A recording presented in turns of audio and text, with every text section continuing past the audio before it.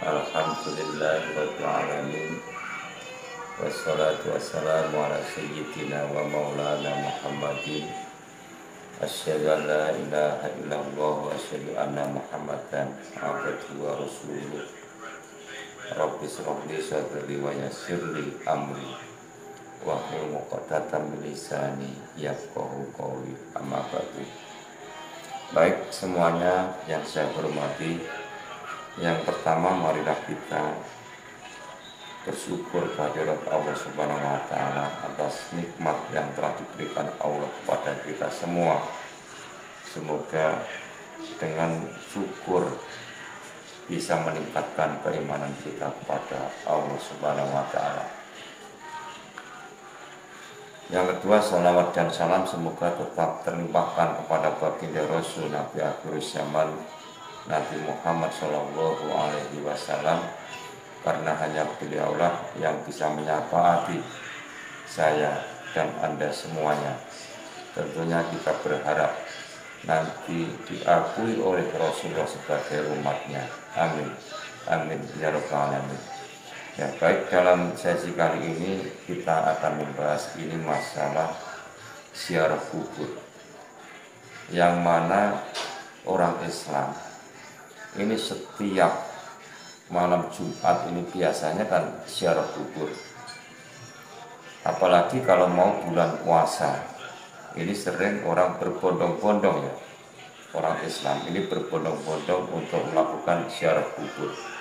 Entah itu menziarahi orang tuanya yang sudah mendahulunya, atau nenek moyangnya, atau mungkin sanak famili atau yang lainnya. Ini semuanya punya tujuan, punya niat, yaitu untuk menyelamatkan ruh nenek moyang kita, menyelamatkan arwah mereka yang telah mendahului kita, seperti itu. Akan tetapi ada beberapa hal yang perlu diperhatikan, ya, dimana ini masalah kubur, ini masalah ruh. Karena kubur ini sangkut pautnya dengan dunia arwah, dunia ruh. Ini kalau arwah ini kan banyak, tapi kalau ruh ini kan cuma satu ya. Makanya ila ruhi. Nah,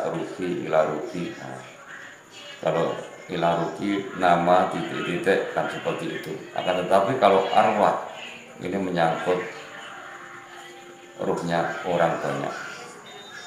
Ini yang jadi pertanyaan, ini sering terjadi pertanyaan, mungkin di rumah saya juga sering ada orang datang menanyakan tentang bagaimana ziarah kubur itu supaya bisa sambung dengan orang yang kita ziarahi.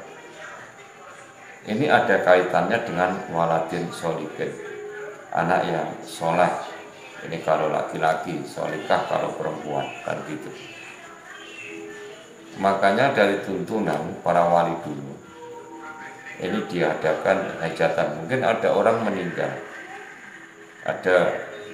meninggal, itu ada selamatan, kayak wong Jawa ngarani selamatan.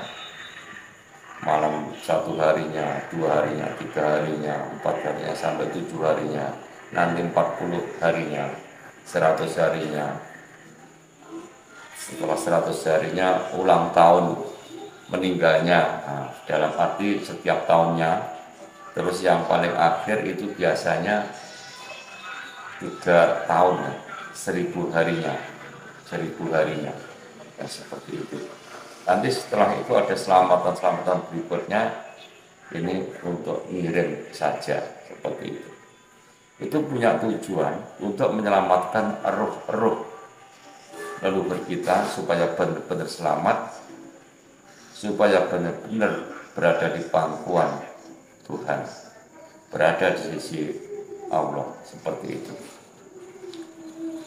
Nah, kita kalau ngomongin tentang dunia ruh, karena di Quran sendiri sudah dikatakan kuli ruhu min amri rabbi. Kuli ruhu, setiap roh itu hanya urusan Tuhan. Lalu kenapa kok ada manusia yang membahas tentang ilmu ini, padahal ini hanya urusan Tuhan, urusan roh. Nah, seperti itu. Makanya kita harus cerdas, kita harus teliti ayat itu, kita harus cerdas dalam menyikapinya biar kita tidak gagal paham. Nah, ini kaitannya dengan ziarah kubur tadi. Ketika kita berziarah kubur, ini orang Jawa, ini khususnya orang Jawa, mungkin orang Sumatera, Kalimantan dan sebagainya, ini sama saja mungkin ya. Pergi ke ziarah kubur, mungkin ziarah kubur orang tuanya atau makam siapa gitu, kita beli namanya kembang dulu ya. Istilahnya ada kembang telon yang ada buriannya, kan gitu. Itu sebenarnya cuma bahasa filsafat saja di situ. Nah, kembang telon ini kan tiga ini ya, kembang telon. Ini ada kembang mawar, kembang kenongo, terus kembang kandil. Terus ada burian. Burian itu yang seperti kapur, injet, yang ngarani wong Jawa injet. Sing diblonyok-blonyok nih, neng kembang itu. Diburai ben wangi. Nah, kan seperti itu.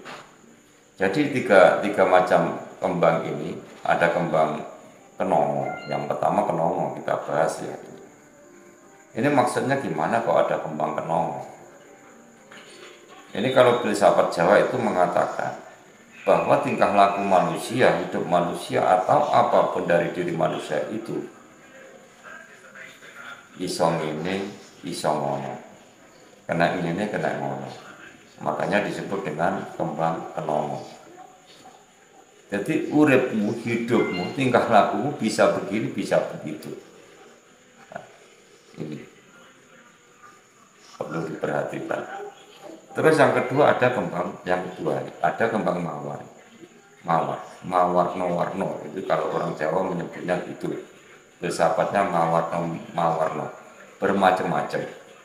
Dari sekian banyak manusia, dari sekian banyak orang, mungkin ada saya, ada kamu, dan yang lainnya, itu tingkah lakunya tidak sama. Cara berpakaiannya tidak sama.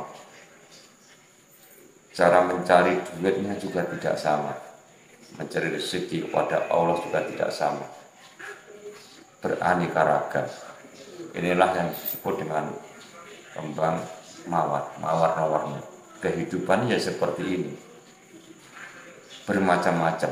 Nah, seperti itu. Lalu yang ketiga ada kembang kandil. Kembang kandil itu yang putih, yang pucuknya lincip itu kandil. Kandil karo Gusti Allah. Kandil karo Gusti Allah. Walaupun hidup kamu bisa begini, bisa begitu dan bermacam-macam, segala macam lah kehidupan ini. Bermacam-macam karena memang orang juga banyak, kita sendiri tingkah lakunya juga bermacam-macam, cara apapun juga bermacam-macam. Tapi harus ingat satu hal. Walau bermacam-macam, kita harus kembali lagi kepada Tuhan kita. Kalau kita bisa kembali kepada Tuhan kita, ini diibaratkan kembang kandil itu tadi. Gundilan karo Gusti Allah. Seperti itu. Bisa dipahami ya, ini tentang filsafat kembang telon untuk ziarah kubur. Ini yang dari bahasa filsafat. Tapi apakah dengan membawa kembang telon itu tadi kita bisa bertemu dengan arwah, dengan ruh leluhur kita? Jawabannya belum tentu. Karena kita kembali lagi kepada kuliruhu min amri rabbi itu tadi. Di mana urusan roh itu hanya urusan Tuhan. Kita kembali kepada itu lagi. Dan bagaimana kita orang yang masih hidup di dunia kok bisa ketemu dengan roh orang yang sudah meninggalkan jasad alias sudah dikubur. Ini kalau kita tidak memegang ilmu yang sangat tinggi dalam arti ilmu tauhid, dan kita sendiri tidak bertauhid, mentauhidkan diri kepada Tuhan. Kalau kita mentauhidkan diri kepada Allah, otomatis yang namanya rasa manusia kita, sifat kemanusiaan kita akan hilang. Kita berganti hanya rasa Tuhan. Dengan begitu kita bisa menemui ruh yang berada di alam kubur. Ini mohon maaf, kalau kita ngomongin alam kubur, ini beda jauh, beda banget dengan kuburan atau makam. Kalau kuburan atau makam itu kan tempat tempat jasad orang yang sudah ditinggalkan ruh. Jadi jasadnya dipendam di situ, itu namanya makam. Akan tetapi kalau alam kubur itu beda. Karena apa? Karena yang berada di alam kubur itu hanya rohnya saja. Kalau kita masih di dunia seperti ini, dunia nyata seperti ini ada jasad. Ini ada jasad. Karena manusia ini terdiri dari beberapa lapisan yang bisa kita pegang seperti ini. Ini disebut dengan jasad kasar.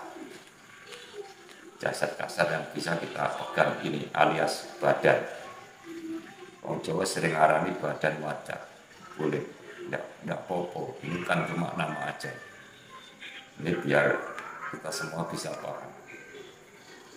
Terus yang kedua ada jasad alus. Jasad alus itu tempatnya di mana?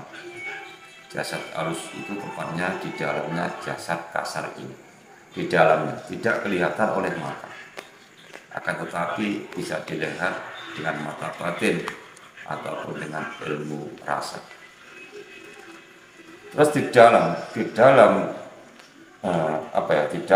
badan alus itu tadi, di dalamnya masih ada satu lagi, yaitu hidup yang menghidupi seluruh tubuh ini. Itulah wadahnya Allah yang berada di diri kamu, berada di diri saya, berada di diri apapun, entah itu manusia, entah itu tumbuhan, entah itu hewan, entah itu setan, jin, iblis dan sebagainya. Makanya fa'aina tuwallu fasama wajhullah. Di situ kamu menghadap, disitulah wajah Allah. Karena apa? Karena yang kelihatan oleh mata yang bisa kamu pegang di mana-mana itu, di dalamnya itu ada ruh-ruh yang tidak bisa dilihat oleh mata. Dan semua jasad yang di alam semesta ini bannya dari Nur Muhammad, sedangkan hidup yang juga menghidupi ini banyak dari Nurullah. Kalau kita ingin, kita kembali pada pokok permasalahan itu tadi. Ini masalah ziarah kubur itu tadi. Jadi untuk menemui orang-orang yang sudah meninggalkan jasad ini, kita harus istilahnya harus mempunyai ilmu. Wong Jawa lek ngarani ya. Waalaikumsalam. Wong Jawa lek ngarani ilmu nyepot apa ya? Semua macam-macam. Jadi untuk menemui roh-roh orang yang sudah meninggal, kita harus juga istilahnya harus juga lepas. Harus kita lepas untuk menemui roh yang akan kita temui. Jadi kalau sampean ingin ziarah kubur tidak bisa seperti itu, maka jawabannya adalah semoga, cuma semoga dan semoga, gitu aja. Ini yang terjadi. Makanya ada tuntunan yang sering mengatakan ziarah kubur seperti ini, yang abdul seperti ini. Itu kan kata mereka. Tapi mereka kan tidak menyaksikan sendiri. Ya. Nasib ruh itu sebenarnya seperti apa? Makanya kita harus memahami itu. Ya, kita harus paham itu. Jadi kita kalau ziarah kubur ke orang tua yang sudah meninggal, kalau kita belum bisa menyempurnakan arwah atau ruh orang yang sudah meninggal itu belum bisa disebut dengan waladin sholihin itu tadi, anak yang soleh atau solehah itu tadi. Karena apa? Karena anak yang soleh atau solehah itu bisa menyambungkan kepada orang tua kamu yang sudah meninggal, disandingkan ke sisinya, ke hadapan Tuhan yang Maha Esa. Bisa dipahami. Ya silakan nanti kalau ada yang belum paham bisa tanya-tanya lewat kolom komentar ya. Mungkin yang dekat dengan Pulau Mabes ini bisa langsung datang ke rumahnya sini juga bisa, ke teman-teman saya juga bisa, karena banyak sekali ya teman-teman saya yang ikut ngaji bersama-sama itu mempelajari ilmu tauhid dan sebagainya. Ya, dalam kesempatan kali ini untuk untuk masalah ziarah kubur bisa supaya kita bisa bertemu dengan rohnya langsung. Saya kira cukup sekian ya. Saya akhiri. Wassalamualaikum warahmatullahi wabarakatuh.